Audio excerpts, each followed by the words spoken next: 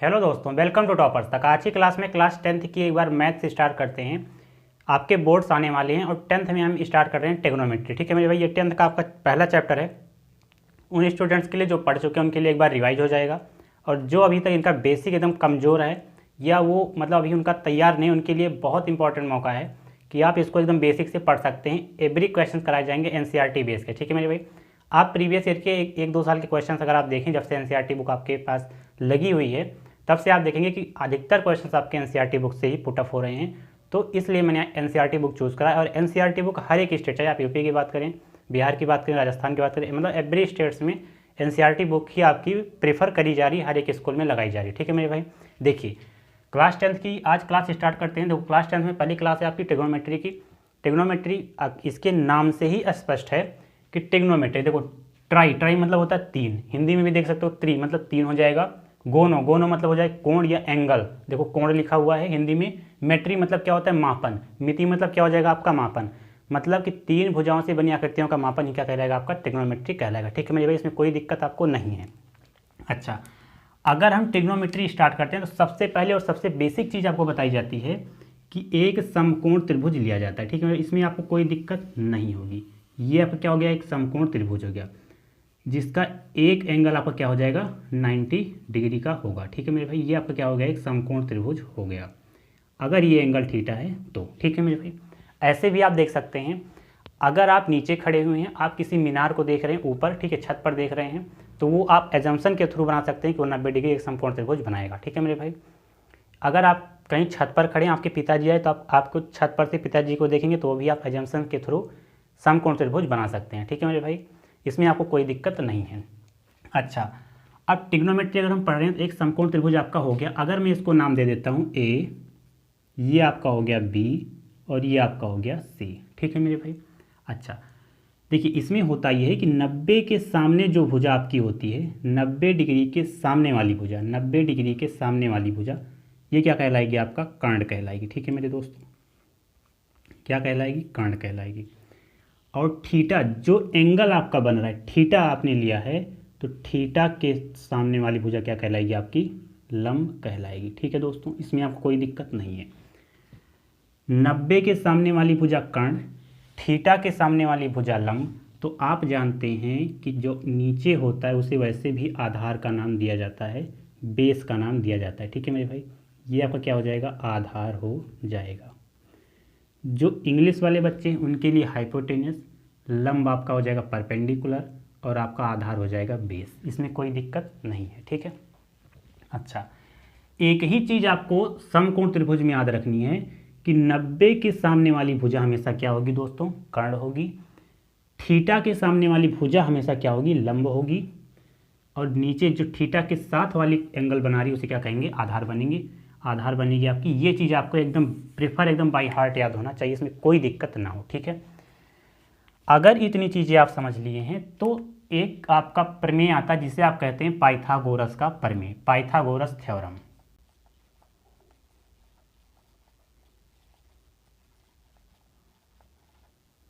हिंदी में इसे कहते हैं पाइथागोरस प्रमेय।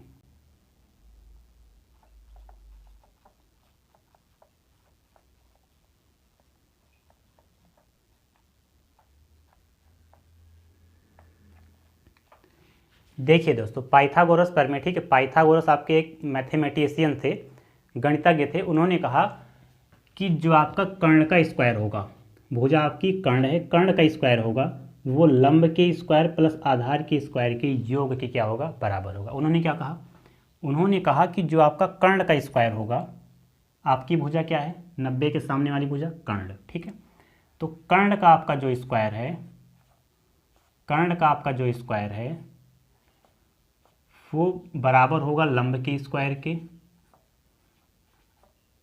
लंब के स्क्वायर के प्लस आधार के स्क्वायर के। ठीक है मेरे दोस्तों, आधार के स्क्वायर के।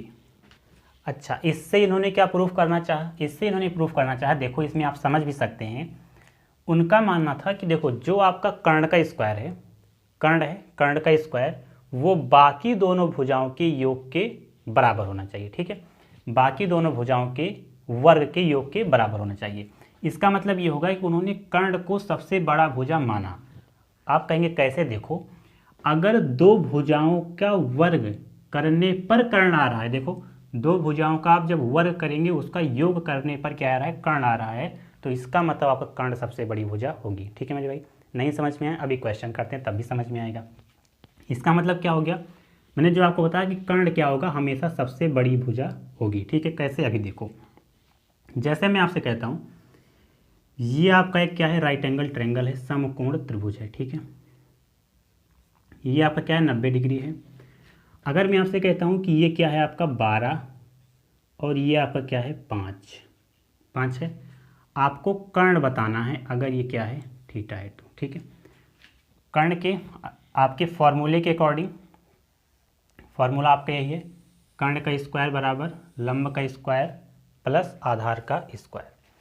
देखिए हमको कर्ण साइड निकालनी है, तो कर्ण का स्क्वायर आप ऐसे रहने दें, कर्ण का स्क्वायर आपका ऐसे रह जाएगा, बराबर हो जाएगा लंब का स्क्वायर तो 12 का स्क्वायर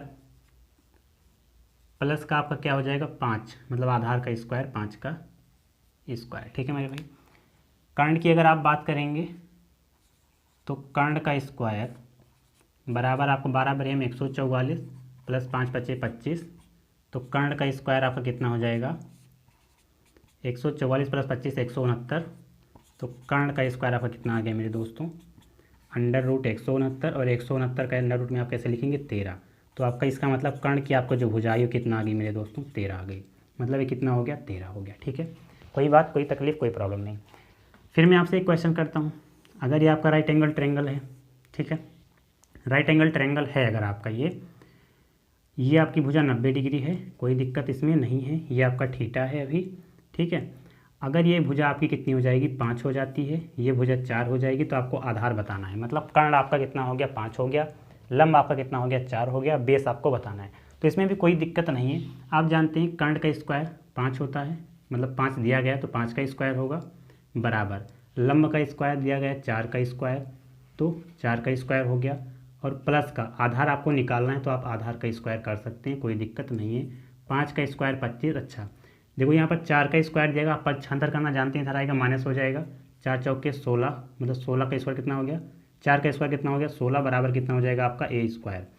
अगर आप आधार की बात करेंगे तो अंडर रूट कितना हो जाएगा आपका? 25 में से 6 16 जी कितने आ जाएंगे? 9, और ये आपका आ जाएगा 3, तो मतलब आधार आपका कितना आ जाएगा? 3 आ जाएगा। ठीक है दोस्तों, तो एक चीज़ आपने नोटिस करी होगी यहाँ पर अभी फ़िलहाल के लिए, कि आपका जो कर्ण है, देखो कर्ण हमेशा कैसी होगी? सबसे बड़ी भुजा हो रही है। देखो यहाँ पर 4, यहाँ पर 3, सबसे बड़ी भुजा 5, यहाँ पर 12, यहाँ पर 5, सबसे बड़ी भुजा 13। तो एक चीज़ नोटिस इन्होंने करना चाहा कि जो आपका कर्ण होगा वो हमेशा क्या होगा? सबसे बड़ी भुजा होगी, इसमें कोई दिक्कत आपको नहीं होनी चाहिए। ठीक है दोस्तों, तो इसको आप नोट कर सकते हैं।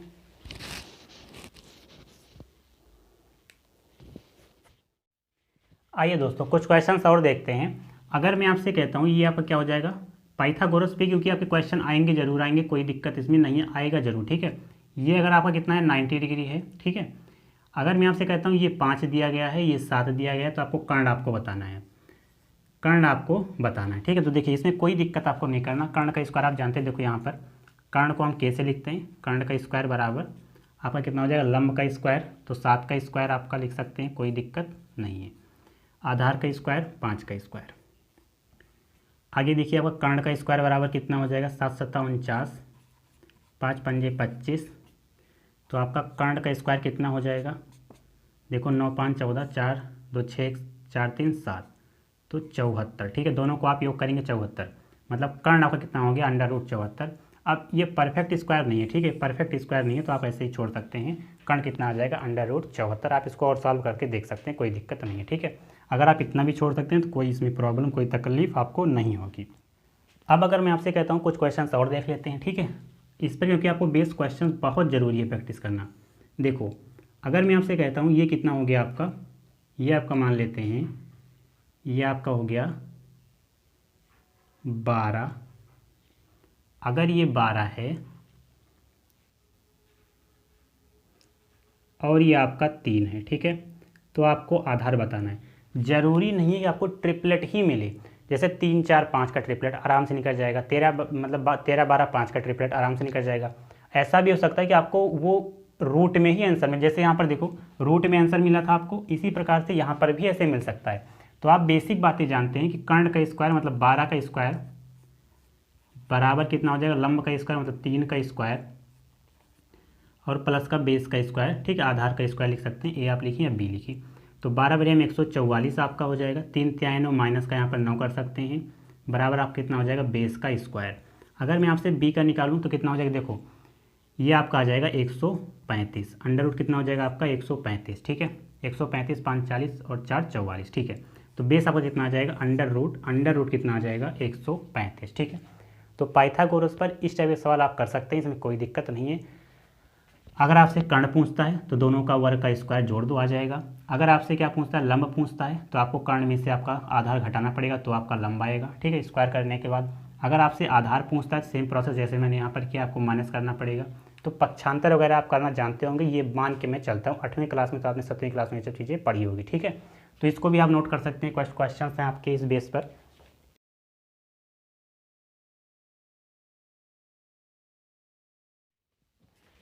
आइए दोस्तों, अब देखिए आपका जो पाइथागोरस प्रमेय से क्वेश्चंस हैं वो लगभग क्वेश्चंस आप कर सकते हैं, इसमें कोई दिक्कत नहीं है, ठीक है। बेसिक चीज़ें मैंने आपको बताई हैं, बस वही आपको फार्मूला लगाना है, यूज करना है। अब हम बात करते हैं ट्रिग्नोमेट्रिक रेशियो के बारे में, ठीक है मेरे भाई, त्रिकोणमितीय अनुपात के बारे में। देखो ट्रिग्नोमेट्रिक रेशियो क्या होते हैं इसको समझो।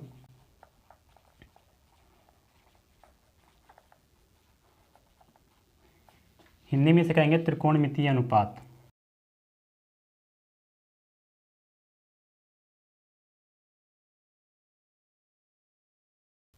देखिए दोस्तों, बेसिक चीज़ है, ये आपका क्या होता है, एक राइट एंगल ट्रायंगल समकोण त्रिभुज, ये आपका 90 डिग्री 90 हो गया। ये आपका अगर थीटा है तो इसके सामने वाली भुजा क्या हो जाएगी आपकी, लंब हो जाएगी। थीटा के सामने हमेशा लंब बनेगा और 90 के सामने हमेशा क्या बनेगा आपका, कर्ण बनेगा। तो ये भुजा आपका आधार हो जाएगा, इसमें कोई दिक्कत आपको नहीं होनी चाहिए, ठीक है। त्रिकोणमितीय अनुपात में, त्रिकोणमितीय आप अनुपात 6 जानते हैं कि sine theta, cos, tan, cot, sec, cosec, ठीक है दोस्तों। अगर मैं आपसे कहता हूं कि sine, cos, tan, cot, sec, cosec ये चीज़ क्या है, तो आप ऐसे कह देंगे कि ये त्रिकोणमितीय अनुपात के मतलब त्रिकोणमितीय अनुपात है, ठीक है। लेकिन मेरे भी अभी ये कुछ भी नहीं है, केवल और केवल ये एक शब्द लिखा गया है, sign, cos, tan, cot, sec, cosec. कब तक शब्द है, जब तक कि इसके साथ थीटा कोई एंगल ना जुड़ा हो। जैसे यहाँ पर मैंने थीटा लिया है, अगर मैं फाई लेता, अल्फा लेता तो कुछ भी हो सकता है, ठीक है। लेकिन अभी तक के लिए केवल और केवल एक शब्द हैं, जब तक कि इसके साथ कोई एक एंगल ना जुड़ जाए। अगर इसके साथ sine theta, cos theta, tan theta, cot theta, sec theta, cosec theta लग जाएगा तो आपका ये क्या हो जाएगा, त्रिकोणमितीय अनुपात हो जाएगा, ठीक है। अब इसमें क्या कहा गया, इसमें कहा गया कि साइन थीटा जो होता है वो लंब और कर्ण का अनुपात होता है, ठीक है। मतलब यहाँ से ये कहा गया कि साइन थीटा बराबर आपका लंब बटे कर्ण होता है। तो यहाँ पर आप लिख सकते हैं लंब बटे में आपका क्या हो जाएगा, कर्ण, ठीक है मेरे दोस्तों। आप इसको ऐसे भी लिख सकते हैं लंब बटे में कर्ण, ठीक है, इस तरह से शॉर्ट में। फिर आपसे पूछा जाता है कॉस क्या होता है, कॉस होता है आपका आधार बटे में कर्ण, ठीक है। देखो अभी आपको केवल उतना चीज़ें याद करनी है जितना कि आपके पेपर का काम है, ठीक है, आधार बटे कर्ण। अब इस पर बहुत चीज़ें हैं जो कि आपको समझाने लायक है, लेकिन आपको केवल उतना चीज़ें ध्यान रखना है जो आपके पेपर में आएगा, जिससे आपको पास होना है, नंबर अच्छे लाने, ठीक है। तो इसमें कहा गया कि साइन थीटा क्या होता है, लंब बटे कर्ण, लंब और कर्ण का अनुपात बराबर किसके आता है, साइन थीटा के। कॉस थीटा क्या होता है, आधार और कर्ण का अनुपात होता है, आधार और कर्ण को भाग करेंगे तो कितना आएगा, कॉस थीटा आएगा। अगर मैं आपसे कहता हूँ कि टैन थीटा बराबर क्या होता है, तो टैन थीटा मेरे भाई आपका होता है लंब बटे में आधार, लंब बटे में आधार, ठीक है।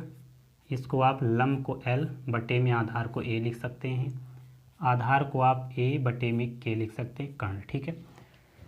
अब देखिए जो आपका टैन होता है वो मतलब कॉट जो है आपका टैन का उल्टा हो जाएगा, कॉट आपका टैन का उल्टा हो जाएगा। मतलब अगर यहाँ पर लंब बटे आधार है तो कॉट आपका क्या हो जाएगा, आधार बटे में आपका लंब होगा, मतलब अपोजिट, यहाँ पर लंब बटे आधार था, यहाँ पर आधार बटे लंब हो गया। देखो अपोजिट सेम अपोजिट लिखा गया कि नहीं लिखा गया, बिल्कुल लिखा गया। फिर आपसे पूछा जाता है कॉस थीटा क्या होगा। दोस्तों सेक थीटा क्या होगा, तो सेक थीटा जो होता है वो कॉस का उल्टा होता है। जैसे कॉस क्या है आपका, आधार बटे कर्ण है, तो ये आपका हो जाएगा मेरे दोस्तों कर्ण बटे आधार। क्या हो जाएगा, कर्ण बटे आधार, ठीक है। इसको आप के बटे ए भी लिख सकते हैं। मैं आपसे कहता हूँ कोसेक थीटा क्या है, तो साइन का सेम उल्टा क्या है, कोसेक।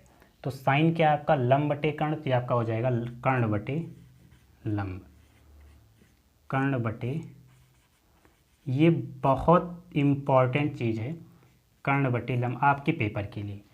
ये सब चीज़ें कब इस तरह से हैं, जब आपके एंगल क्या दिया हो, थीटा दिया हो, ये आपका 90 डिग्री हो, ठीक है।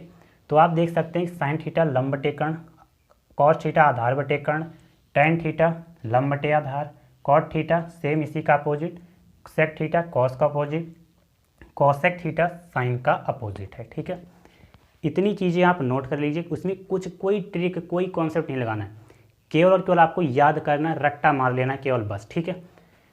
साइन कॉस टेन याद कर लेंगे, इसमें कोई दिक्कत नहीं है। सेम प्रोसेस, साइन का उल्टा कॉसेक कर देना, कॉस का उल्टा सेक कर देना, टेन का उल्टा कॉट कर देना, आपको वैल्यू आ जाएगी, ठीक है। ये आपके हो जाते हैं 6 त्रिकोणमितीय अनुपात। इसको आप एकदम याद कर लेना, तो इसको आप नोट कर सकते हैं। 5 सेकंड का मैं टाइम देता हूँ।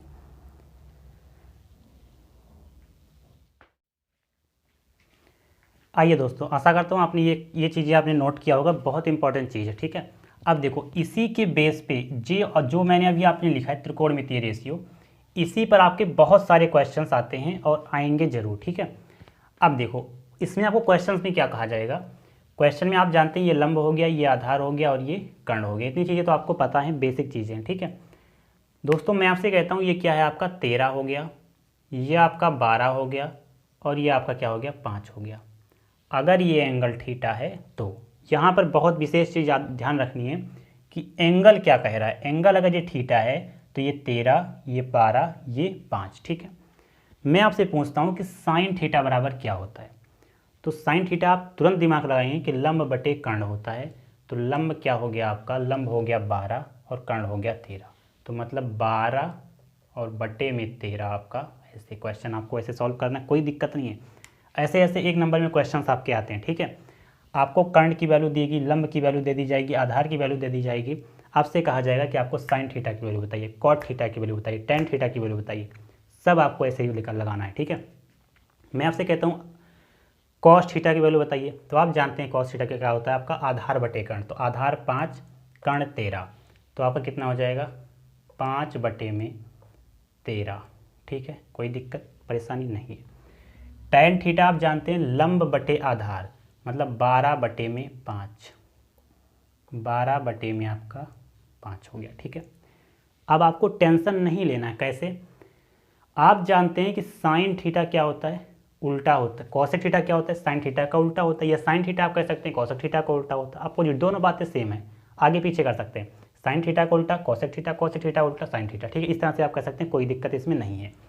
तो अगर साइन थीटा अपोजिट होता है कॉस थीटा का, तो इसका मतलब क्या हो जाएगा, अगर ये 12 बटे 13 है तो ये 13 बटे 12 होगा। यहाँ पर भी आप देखिए, यहाँ पर क्या था, लंब बटे कर्ण था, यहाँ पर कर्ण बटे लंब हो गया।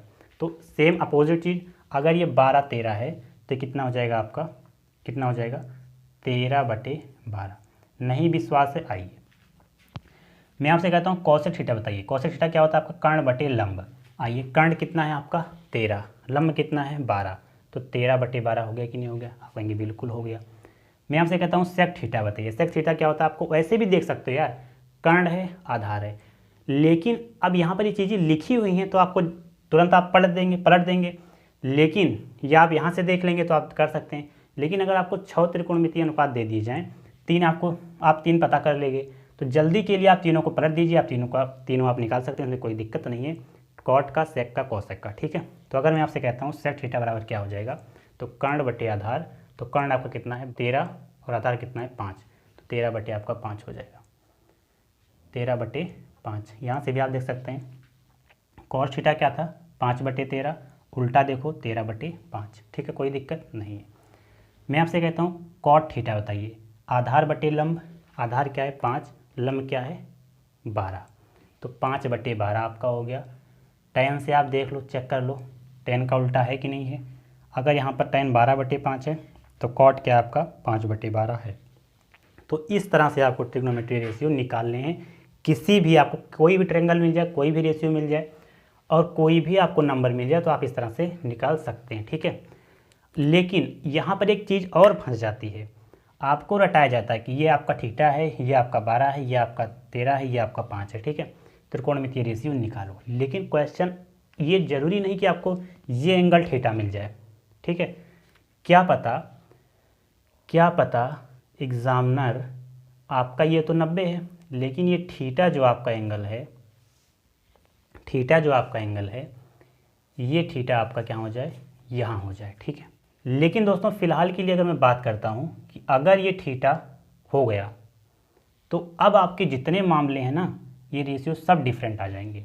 कैसे? आप जानते हैं कि 90 के सामने क्या होता है, कर्ण होता है। आप जानते थे कि थीटा एंगल के सामने क्या होता है, लंब होता है। लेकिन दोस्तों अब आपका एंगल क्या हो गया, ये हो गया, तो इसका मतलब एंगल के सामने ये अब क्या हो जाएगा, लंब हो जाएगा। बताइए यहाँ तक कोई प्रॉब्लम आपको नहीं। तो अगर ये कर्ण हो गया, ये लंब हो गया, दोस्तों आधार होती है, ठीक है। होती है कि नहीं होती, आप कहेंगे बिल्कुल होता है। आइए चेक कर लेते हैं, क्या अब ये बराबर आएगा। साइन थीटा क्या होता है, लंब बटे कर्ण। लंब आपका ये हो गया, अब कर्ण आपका ये हो गया, तो 5/13, देखो 5/13। साइन थीटा क्या हो गया, लंब बटे कर्ण। अगर ये एंगल थीटा है तो ये क्या हो गया, आपका लंब हो गया, ये आपका कर्ण हो गया, मतलब 5/13 हो गया। यहाँ पर कोई दिक्कत इसमें नहीं है, ठीक है। आओ देखो बराबर भी नहीं आ रहा, ये देखो 12/13 था, ये 5/13 हो गया। तो सारा खेल आपका क्या है, इस एंगल का है, इस थीटा का है, ठीक है। 90 तो यही रहेगा, लेकिन यही आपको थीटा बदल दिया जाएगा। कभी यहाँ पर सी पूछ लेगा, मान लो ABC दे दिया जाए, फिर सी पूछेगा, बी पूछेगा, यहाँ पर डी दे दिया गया अगर नाम, तो इस तरह से आपसे पूछा जाएगा, ठीक है। आइए तो कॉस थीटा आधार बटे कर्ण, आधार आपका क्या हो जाएगा 12, कर्ण आपका क्या हो जाएगा 13, तो ये आपका हो जाएगा 12/13। टैन थीटा लंब बटे आधार, लंब ये हो गया, आधार ये हो गया, मतलब 5/12 आपका हो जाएगा। सेम प्रोसेस उल्टा भी कर सकते हैं, कोई दिक्कत नहीं, देख लेते हैं। कॉट थीटा क्या हो जाएगा, आधार बटे लंब, आधार आपका क्या है 12, लंब क्या है आपका 5, तो ये आपका हो जाएगा 12/5, ठीक है।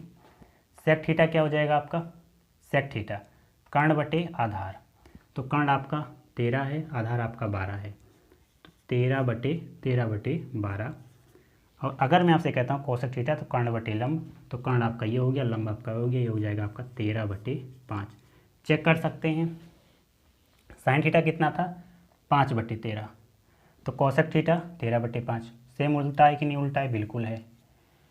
कॉस थीटा कितना है आपका 12/13, तो कॉस का उल्टा सेक, तो 13/12 होना चाहिए, बिल्कुल है 13/12 है। टैन थीटा यहाँ पर निकाला आपने 5/13, तो इसका मतलब उल्टा कॉट होगा 12/5, बिल्कुल है, कोई दिक्कत इसमें नहीं है। तो दोस्तों त्रिकोणमितीय अनुपात आपको हमें लगता है कि बेसिक से एकदम निकालना आया होगा कि अगर आपका थीटा ये पूछता है तो आपका ये वाले बनेंगे, अगर आपके थीटा ये पूछ लेता है तो ये वाला आपका आंसर बनेगा, ठीक है। हमने यही चीज़ आपको कॉन्सेप्ट बताया है कि आपको याद रखना है कि 90 के सामने हमेशा कर्ण होगा, कोई दिक्कत नहीं है। लेकिन अगर थीटा ये है तो लंब थीटा के सामने वाला, अगर ये थीटा है तो इसके सामने वाला लंब, मतलब थीटा के सामने हमेशा लंब होगा और 90 के सामने हमेशा कर्ण होगा, ठीक है। तो इसको भी आप नोट कर सकते हैं। 5 सेकंड का टाइम देता हूँ।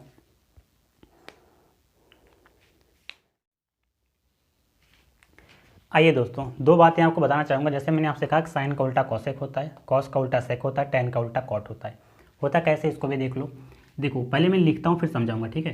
देखो साइन को आप क्या लिख सकते हैं, जो अगर आपका साइन थीटा है इसको आप क्या लिख सकते हैं 1/कॉसेक थीटा लिख सकते हैं कि नहीं, आप कहेंगे बिल्कुल लिख सकते हैं। और आपका जो कॉसेक थीटा रहेगा, कॉसेक थीटा इसको आप लिख सकते हैं 1/में साइन थीटा। सेम प्रोसेस देख लो यहाँ पर, अगर आप देखना चाहते हैं तो कोई बात नहीं। देखो साइन को मैंने आप कहा आपको, साइन थीटा को आप 1/कॉसेक ले सकते हैं। इसका मतलब साइन थीटा 1/कॉसेक थीटा के बराबर होगा। देखो बराबर का चिन्ह लगाना, साइन को आप लिख सकते हैं 1/cos। देखो कैसे, साइन थीटा कितना है 12/13, तो 12/13। एक बार एक चीज़ मैं आपको दिखा देता हूँ, इसके बाद नहीं, ठीक है। साइन थीटा 12/13 है, तो इसका मतलब 1/cosec थीटा भी 12/13 होना चाहिए। आप कहेंगे बिल्कुल होगा, तो 1/cosec थीटा, cosec थीटा की वैल्यू कितनी है 13/12, तो 1/13/12। आप जानते हैं कि नीचे वाला सबसे ऊपर जाएगा, नीचे वाला सबसे ऊपर जाएगा तो कितना हो जाएगा 12/13। तो देखो साइन थीटा बराबर 1/cosec थीटा है कि नहीं, यहाँ पर देखो 12/13 और यहाँ पर भी आपका 12/13 आ गया, ठीक है। तो सेम प्रोसेस जो अब मैं लिखने वाला हूँ वो दोनों एक दूसरे के रेसिप्रोकल होंगे। आपको याद करना है, रट्टा केवल मार लेना है, बस एक बात मेरा समझ लेना, ठीक है। तो अब मैं इसको लिखता हूँ, आप नोट कर लेना। जैसे मैंने आपसे कहा साइन को उल्टा 1/cosec, या सेम प्रोसेस यहाँ से चेक कर सकते हैं, cosec को उल्टा 1/sin लिख सकते हैं, कोई दिक्कत नहीं है। इसी प्रकार से मैं आपसे कहता हूँ cos थीटा को आप लिख सकते हैं 1/sec थीटा,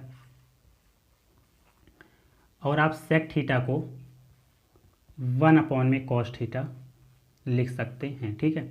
इसके बाद अगर मैं आपसे कहता हूँ tan थीटा, तो इसको आप लिख सकते हैं 1/cot थीटा, और अगर मैं आपसे कहता हूँ cot थीटा तो इसको आप लिख सकते हैं 1/tan थीटा। ये बात क्लियर है आपको, कोई दिक्कत नहीं। दो बातें और बताऊँगा कि tan थीटा को आप साइन बटे में cos भी लिख सकते हैं, साइन थीटा बटे में cos थीटा, और cot थीटा को, अच्छा ये क्यों लिख रहे हैं केवल आपको याद करना है बस, अभी आपको बहुत हाई लेवल की चीज़ें नहीं जाननी, ठीक है। इसके पीछे भी कॉन्सेप्ट है क्यों लिख रहे हैं, लेकिन अभी आपको केवल याद करना है tan थीटा बराबर साइन बटे कॉस, और cot थीटा बराबर आपका होता है cos थीटा बटे में साइन थीटा, ठीक है। तो ये दो बातें आपको बहुत इंपॉर्टेंट ये भी हैं कि साइन थीटा को आपको, tan थीटा को आपको साइन बटे कॉस, और cot थीटा को आपको cos थीटा अपन में साइन थीटा याद करना है। और ये तीन बातें आपको याद रहनी चाहिए, इससे ये कॉन्सेप्ट बनता है, इससे ये और इससे ये वाला, ठीक है। तो आशा करता हूँ आपको ये चीज़ें समझ में आई होंगी जो चीज़ें मैंने आपको बताई हैं। एक चीज़ मैं आपको और बता देना चाहूँगा, चलो अभी मैं थोड़ा सा आपको बता दूँ हल्का सा, कि tan थीटा को हम साइन थीटा बटे में cos थीटा, देखो इसका मतलब क्या हुआ, इसका मतलब हुआ जो tan थीटा है वो साइन थीटा बटे में cos थीटा के बराबर होगा। आप कहेंगे बिल्कुल होगा, जाहिर सी बात है होगा। दोस्तों tan थीटा यहाँ पर आओ, tan थीटा बराबर हमने क्या निकाला था 12/5, क्या निकाला था 12/5। आप कहेंगे बिल्कुल हो गया। तो साइन थीटा बटे में cos थीटा को अगर हम भाग देंगे तो 12/5 आना चाहिए, आप कहेंगे बिल्कुल आना चाहिए। साइन थीटा 12/13 है, लिख लेते हैं, बटे के चिन्ह लगाते हैं। cos थीटा आपका दिया गया है आधार बटे में कर्ण, मतलब 5/13, 5/13।